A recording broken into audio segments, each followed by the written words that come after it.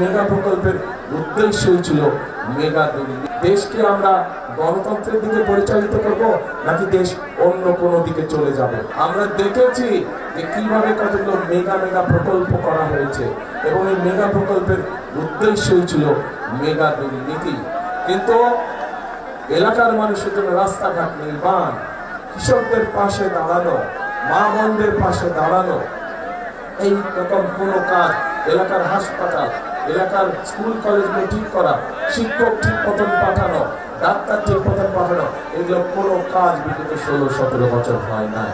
কাজেই এখন এই যে 5ই আগস্টে একটি পরিবর্তন হয়েছে, এই পরিবর্তনটি যেটি হয়েছে, এই পরিবর্তনটি হতে হবে জনগণের কাঙ্ক্ষিত পরিবর্তন।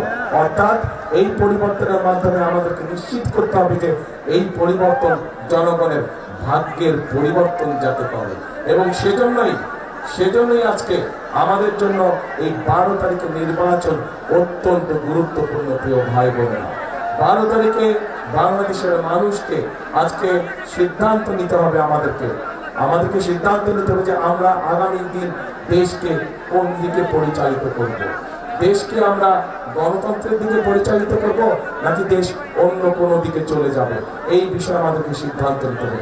গণতন্ত্রের দিকে যদি আমরা দেশকে ধাবিত করি, গণতন্ত্রের দিকে যদি আমরা দেশকে পরিচালিত করি, তাহলে আপনাদের সামনে আমি যে পরিকল্পনার কথাগুলো তুলে ধরলাম, আপনাদের যেই দাবিগুলো বা আপনাদের যেই চাওয়াগুলোর কথা তুলে ধরলাম, মানুষের উপকার হয় এরকম কাজের কথা যেগুলো আমি তুলে ধরলাম, সেই কাজগুলোকে বাস্তবায়ন